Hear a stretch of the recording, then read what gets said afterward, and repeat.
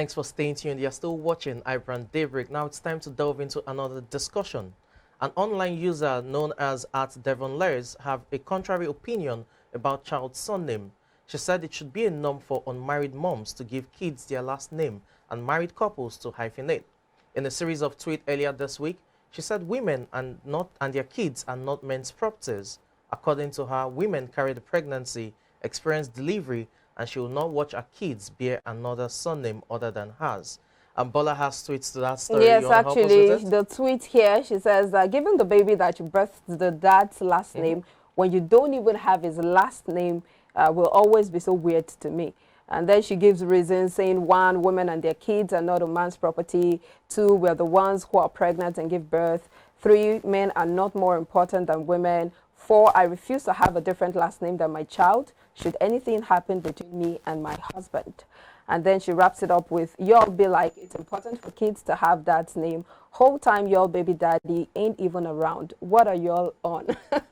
It's quite funny, but we have Samuel Ukata right here to discuss this with us. Hi, Samuel. Thank you. Good morning, everybody. Good morning. I saw you smiling. What's your take on this tweet? Yes, it's really funny because, to be very frank with you, I don't know why somebody who is a Nigerian, who is actually from, the continent of Africa, will be having this type of, mentality or this kind of perspective. It's really funny to me. Because, okay, fine, let me even establish this fact. I understand we are all opinionated, We are entitled to the way we think and exactly what we believe in. But at the same time, I wouldn't want to completely fault her on that. Like I said, we are all opinionated. But then if I want to, puncture what she said, I'm going to come with 3 different questions because it's not just enough making this kind of statement. 1, I would want to ask her, whose surname does she bear or carry? Obviously, it's a father's surname. Well, you can't say that for sure. No, hold on. It's a father's surname. Except she's saying that she is not a legal child. Well, you cannot say that because you are coming from the cultural angle. But as you said, different people have different opinions. People have their beliefs and their, school of thought and all of that. So if she believes that I do not want my child to bear my husband's name, well, I don't think that's why you have the moral ground to question that. That's why I said she has a reason for doing some certain things. Because she cannot just come out and say she wants to do this. There must be reason for every action. And she already said her reason. Even if you're telling me that she might not be bearing her father's name, then the mother who gave birth to her, what surname does she bear before she got married to her father? Okay, so you're taking us down the... It's a natural... She may not even be bearing any geology. Name that has to do with geology. That's the truth. Because you have folks who grow up and they just decide, you know what, this name has not suited me, I just want to have a different identity. And they take up new names, both the first name, middle name, last name, that are completely, outrightly different from what their families or generations have brought. I don't want to dispute you. Then again, it goes back to the same question. What is the fundamental reason why you nickname, why you surname a child?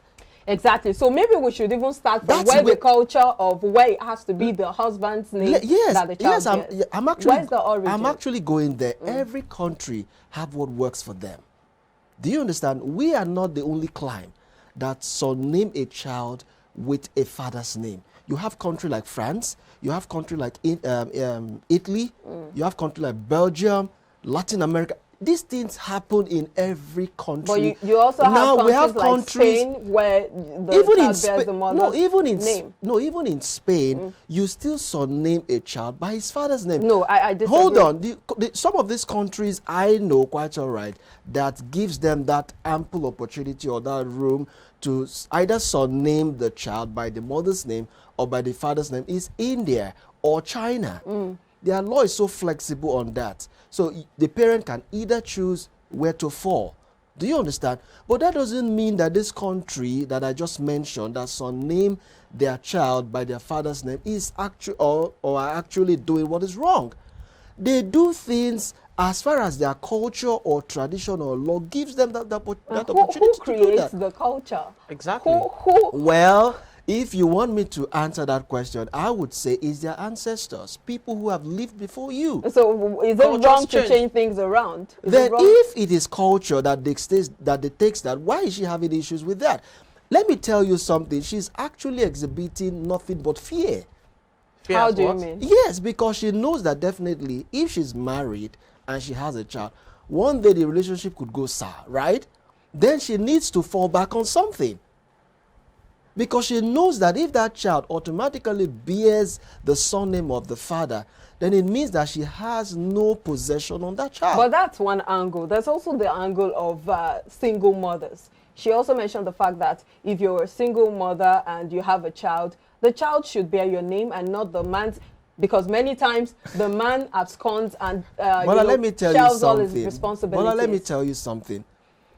You as a woman, you only carry that child, right? Okay, let me even personalize it to her. She carried that child. She wasn't responsible in that pregnancy or for that pregnancy.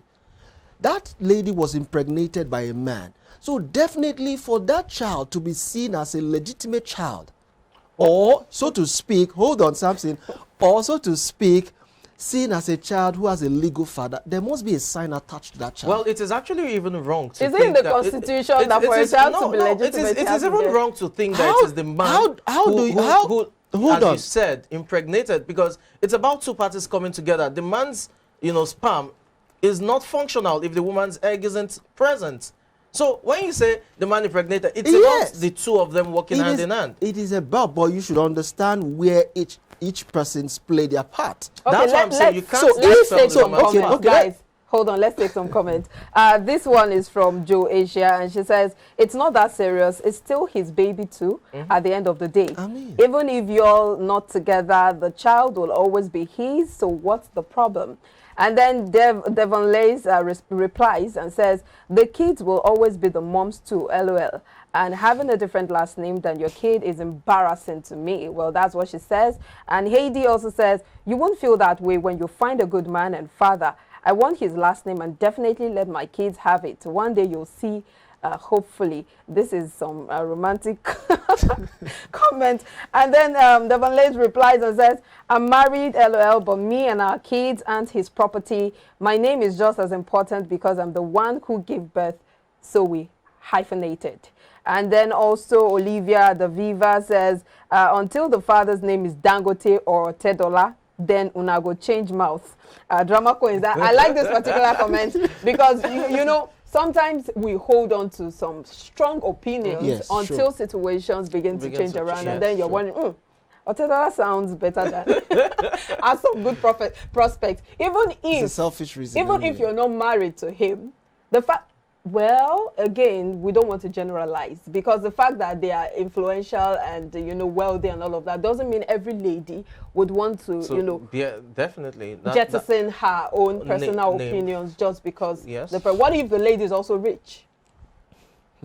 That's a big question. Again, you know, that cultural angles to it, you know, there's also the biological angle was what you were talking about regards the man impregnating and saying, and, you know, I came from the angle that it's not only the man, you need the sperm, you need the ovum or the ova, you know, and it comes together to form a child in terms of conceiving. So both parties play a role in terms of the biological aspect of things. In terms of culture is, again, is not pure. Culture is hybridized. It's something that is, you know, transcends. And the fact that, as you said, ancestors were the ones who brought about a certain way of life does not mean future generations of forebearers won't change The that. laws were made for man. They will change it with time. Again, all of these cultural norms and dictates and values are often based on time. It's what's peculiar with that time that works.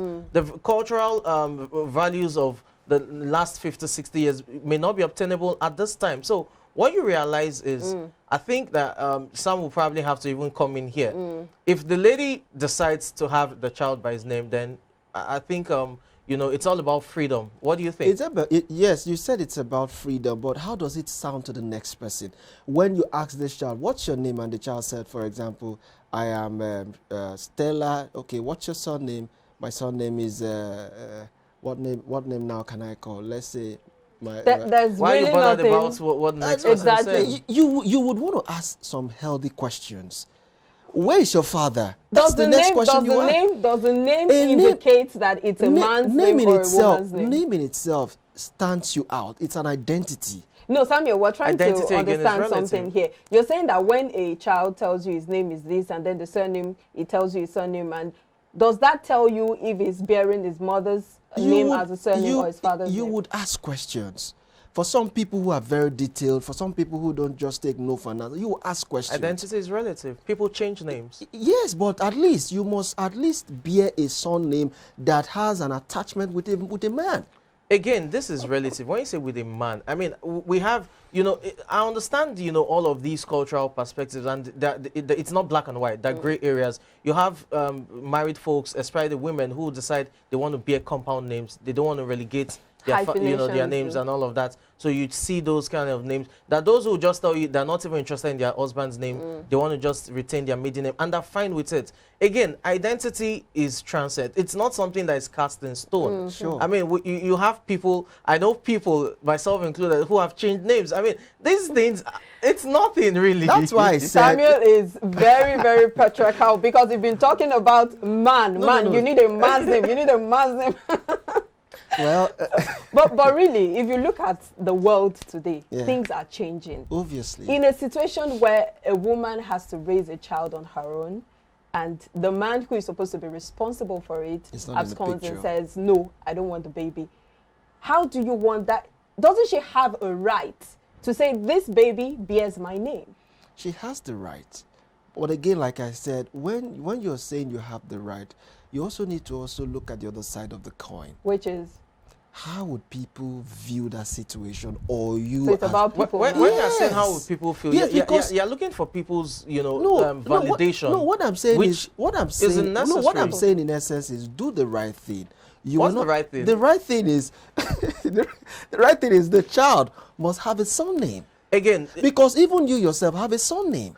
No one is saying. So why doing a different thing for your child when you know the right thing to do? No one is saying the child shouldn't have a surname. It's more of the child bearing the mother's name for whatever reason. Again, this is, you know, up to probably 18 years of age. The child can grow up and decide, okay, I'm now an adult and I want to change the name. Again, what I understand where she's coming from regards fathers who are irresponsible. She must have had her fingers burnt for this kind of woman speaking like possible. this. All right, we'll just leave her to make her own decisions. I believe she's an adult, but let's take some other comments here. Okay. Feel okay, baby. This is coming from Becca Buji. Okay, baby daddy.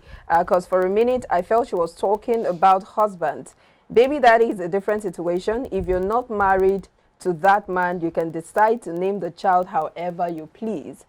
And then she and Igbo people, this is coming from Props Plaza, she says she and Igbo people have a point. An Igbo woman won't let her child bear a man's name when he hasn't married her.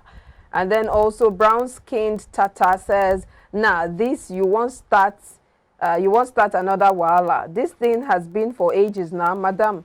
Shey na you impregnate yourself? Okay. Well, that's about the comments she's actually towing my line now. But the man can impregnate her alone, so it has to be over too. Let's not drag it any further. Thank you so much, Samuel Okata, for your take on this particular issue. Thank you. Hope you're going to call me back again. You'll be around, definitely. We'll take a break now. When we come back, the conversation continues. Please stay with us.